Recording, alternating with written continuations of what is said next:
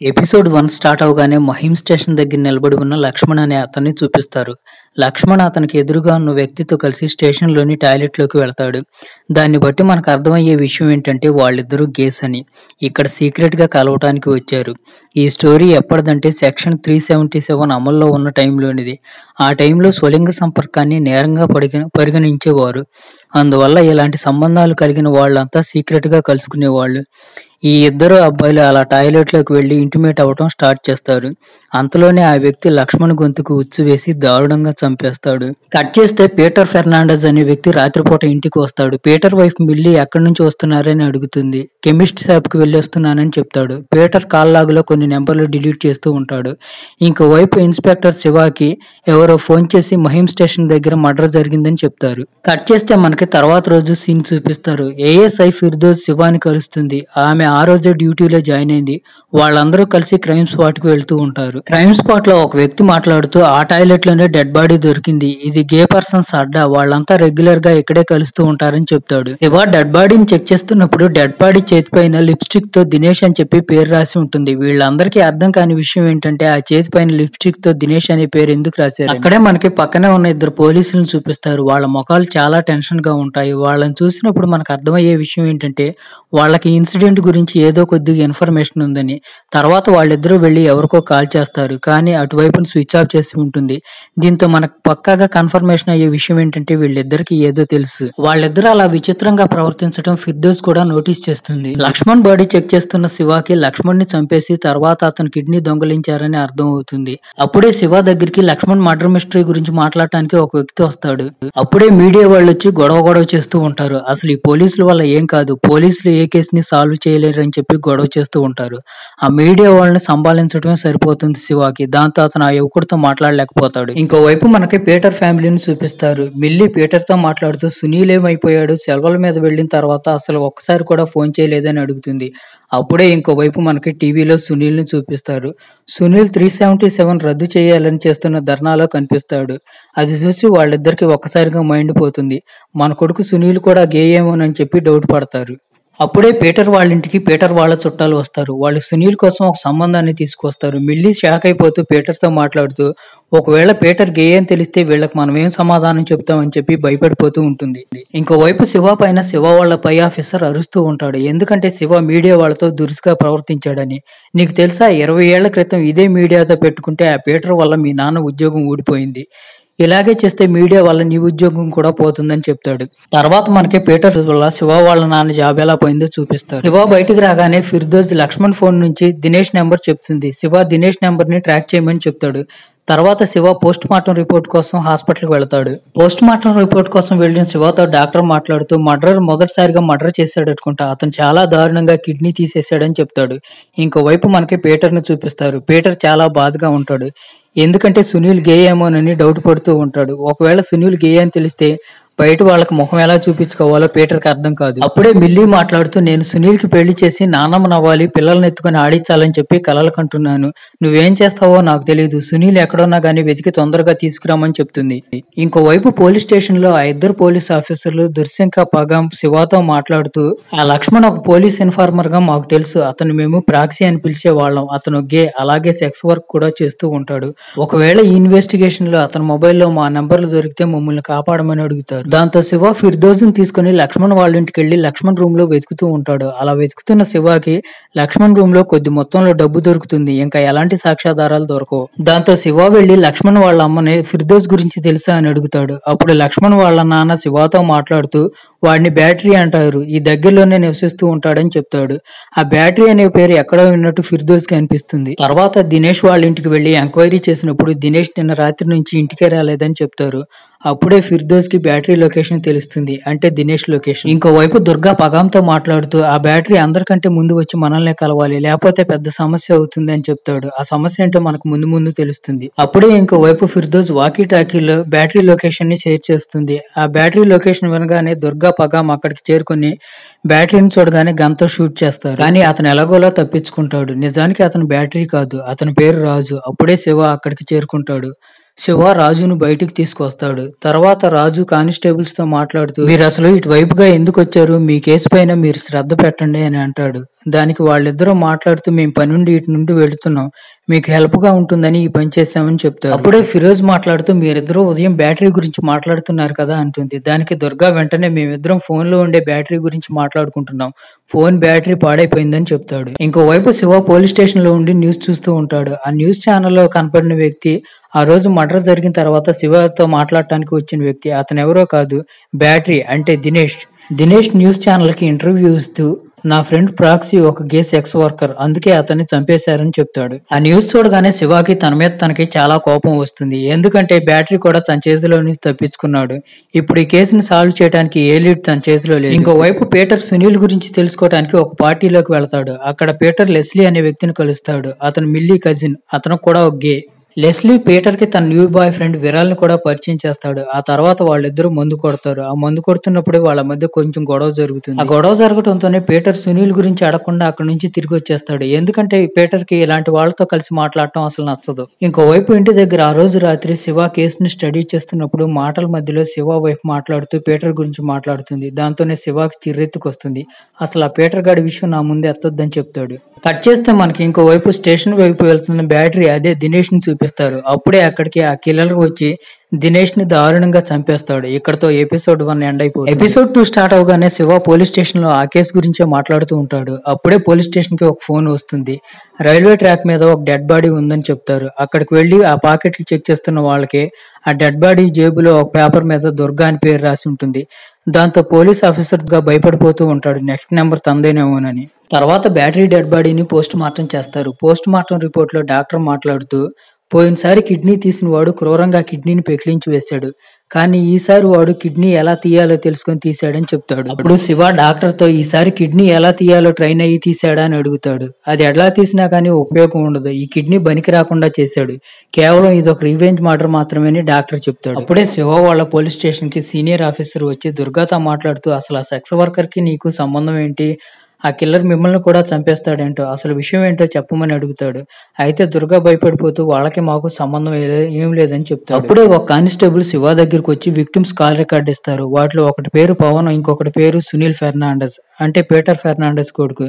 దాంతో శివ నేరుగా Peter Fernandes ఇంటికి వెళ్లి స్టేషన్ కి రమ్మని చెప్తాడు. ఎందుకంటే ఇలాంటి విషయాలని ఇంట్లో మాట్లాడలేరు కాబట్టి. వాళ్ళిద్దరూ మాట్లాడుకుంటున్న విషయాలను బట్టి మనకు అర్థమయ్యే విషయం ఏంటంటే వాళ్ళిద్దరికి ఇంతకు ముందే పరిచయం ఉందని. కట్ చేస్తే మూవీ 20 సంవత్సరాలు వెనక్కి వెళుతుంది. ఒక రోజు అర్ధరాత్రి శివ పీటర్ కి ఫోన్ చేసి రమ్మంటాడు. పీటర్ అక్కడికి వెళ్లి చూసేసరికి శివ ఫుల్ గా మందు కొట్టేసి ఉంటాడు. దాంతో పాటుగా శివ బైక్ లో పెట్రోల్ కూడా అయిపోయి ఉంటుంది.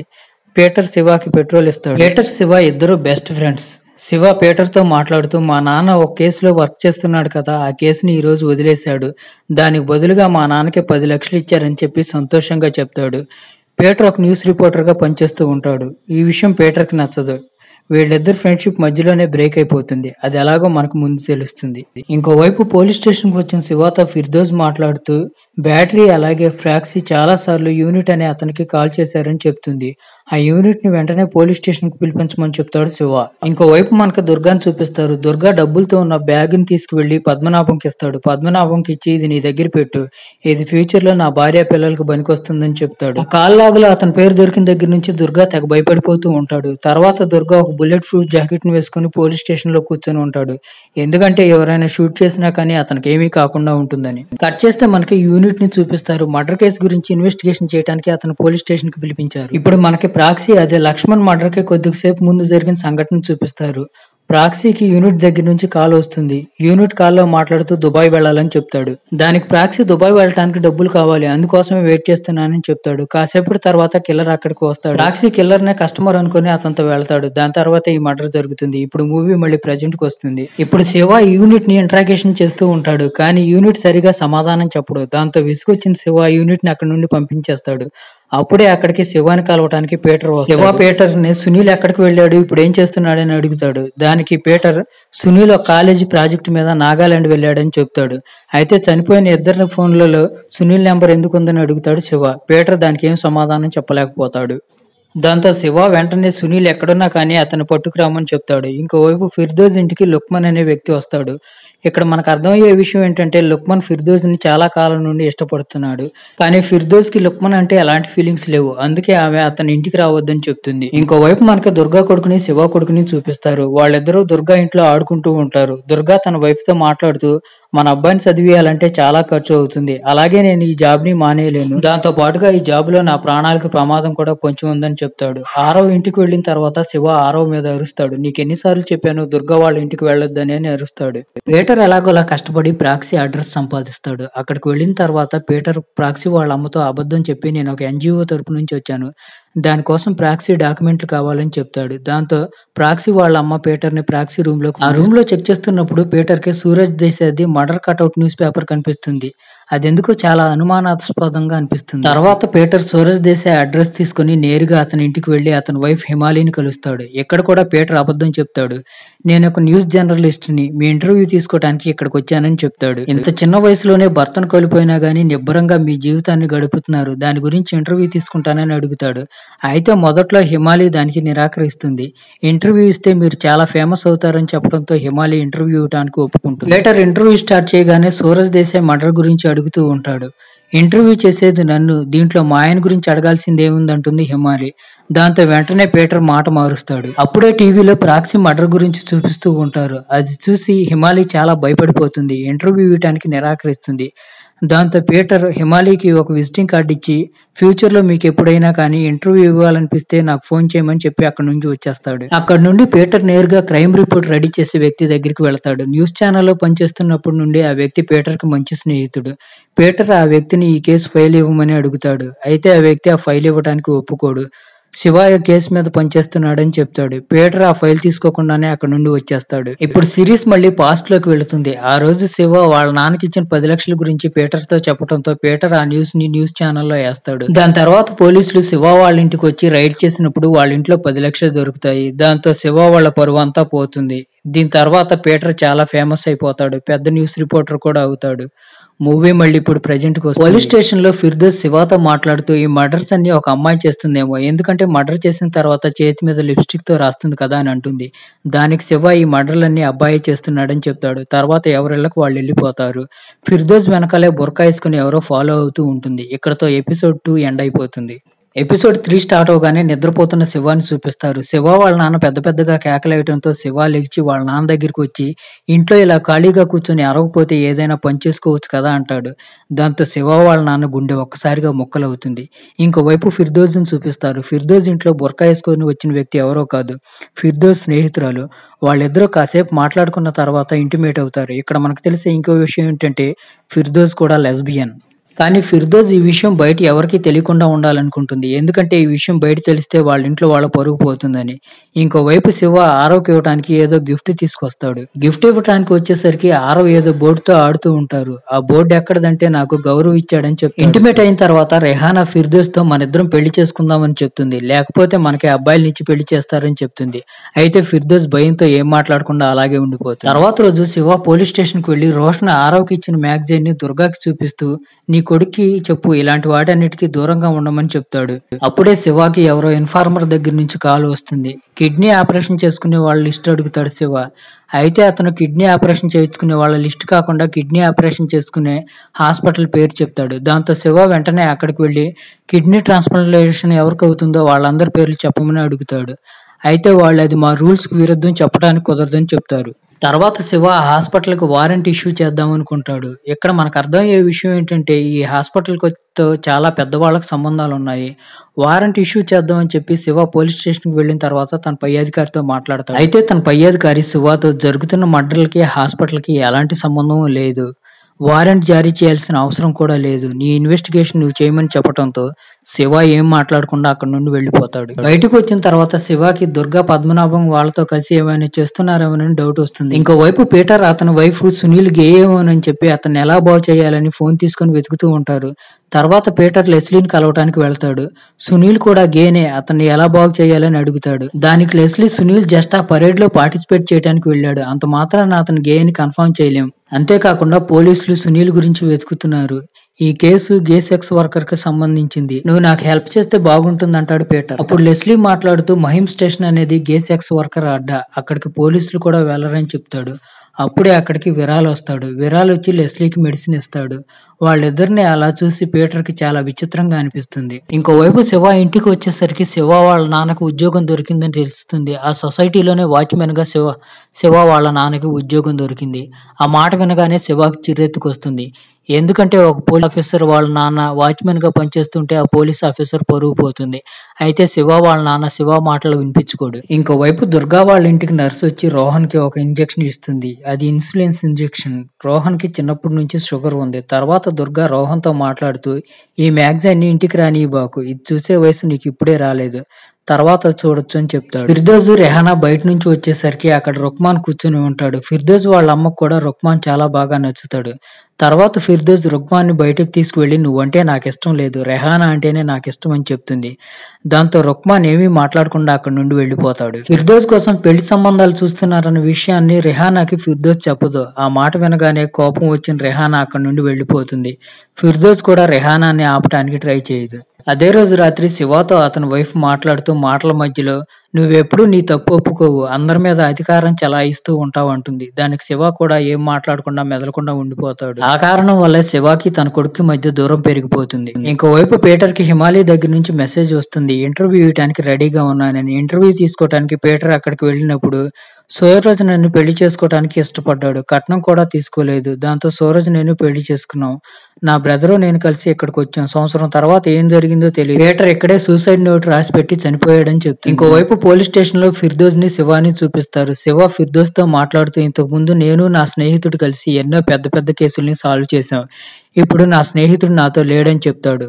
శివ మాట్లాడుతుంది ఎవరితోనో ఎవరి గురించో కాదు పీటర్ తోని మనకు అర్థమవుతుంది. ఇంకోవైపు పీటర్ సునీల్ రూమ్ లోకి వెళ్లి వెతుకుతూ ఉంటాడు. అలా వెతుకుతున్న పీటర్ కి సునీల్ రూమ్ లో సునీల్ యూనిట్ కలిసి దిగిన ఫోటో కనిపిస్తుంది. ఆ ఫోటో చూడగానే యూనిట్ ని పోలీస్ స్టేషన్ లో చూసిన జ్ఞాపకం వస్తుంది పీటర్. దాంతో ఆ ఫోటో తీసుకుని రెడ్ లైట్ ఏరియాలోకి వెళ్లి చెక్ చేస్తూ ఉంటాడు. ఇంకోవైపు శివకి వాళ్ళ నాన్న వాచ్మెన్ డ్రెస్ లో ఉండటం ఇష్టం ఉండదు. దాంతో వాళ్ళ నాన్న జాబ్ మానేయమని చెప్పి ఒత్తిడి చేస్తూ ఉంటాడు. అయితే శివ వాళ్ళ నాన్న జాబ్ మానేయడానికి ఒప్పుకోడు. ఇక్కడే క్వార్టర్‌లో ఉంటానని చెప్తాడు. ఇంకోవైపు యూనిట్ ని కలిసిన పీటర్ ప్రాక్సీ మర్డర్ కేసు గురించి అడుగుతాడు. అయితే యూనిట్ సరిగా సమాధానం చెప్పడు.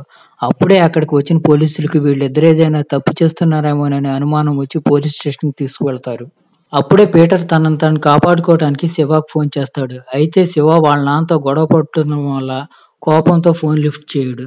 తర్వాత పీటర్ హెల్ప్ మీ అని చెప్పి శివకి మెసేజ్ చేస్తాడు. ఇక్కడతో ఎపిసోడ్ 3 ఎండ్ అయిపోతుంది. తర్వాత పోలీస్ స్టేషన్ లో పోలీసులు యూనిట్ ని పిచ్చి కుక్కను కొట్టినట్టు కొడతారు. తర్వాత పీటర్ యూనిట్ ని వాళ్ళు నిన్నెందుకు అలా కొట్టారని అడుగుతారు. దానికి యూనిట్ వాళ్ళు చెప్పిన పని నేను చేయలేదు. వాళ్ళు మిమ్మల్ని కేసులో ఇరికించమని చెప్పారు. అందుకు నేను ఒప్పుకోలేదు. అందుకనే వాళ్ళు నన్ను కొట్టారు. అసలు వాళ్ళు ఎలాంటి పనులు చేస్తూ ఉంటారంటే మీలాంటి గౌరవప్రదమైన వ్యక్తుల్ని ఇలాంటి కేసుల్లో ఇరికించి ప్రతి నెల వాళ్ళ దగ్గర 1000-2000 నొక్కుతూ ఉంటారు.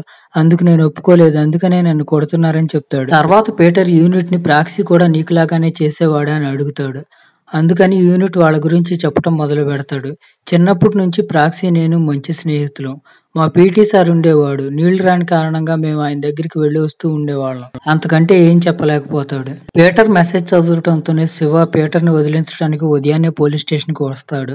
పీటర్ చెప్పడంతో యూనిట్ ని కూడా పోలీస్ స్టేషన్ నుంచి వదిలిపెడతాడు. ఆ రోజు ఫిర్దోస్ త్వరగా ఇంటికి వెళ్లాలని శివాని పర్మిషన్ అడుగుతుంది. తర్వాత శివ పర్మిషన్ ఇస్తాడు. ఫిర్దోస్ అక్కడి నుంచి సరాసరి వెళ్లి రెహానాని కలుస్తుంది. రెహానాని క్షమించమని అడుగుతుంది. రెహానా మనిద్దరం ఇంట్లో చెప్పి పెళ్లి చేసుకుందామని చెప్తుంది. కానీ ఫిర్దోస్ దానికి ఒప్పుకోదు. దాంతో వాళ్ళిద్దరి మధ్య గొడవ అవుతుంది. రెహానా అలిగి అక్కడి నుండి కోపంగా వెళ్లిపోతుంది. తర్వాత పీటర్ చంద్రకాంత్ సార్ దగ్గరికి వస్తాడు. ప్రాక్సీ గురించి యూనిట్ గురించి అడుగుతూ ఉంటాడు.